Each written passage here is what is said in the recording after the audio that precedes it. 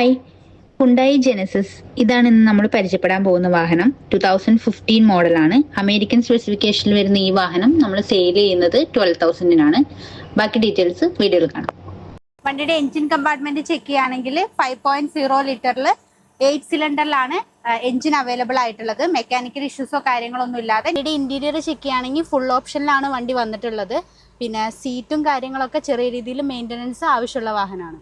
So diggity diggity diggity diggity hey, diggity diggity diggity diggity hey, diggity diggity diggity diggity hey, diggity diggity diggity diggity hey.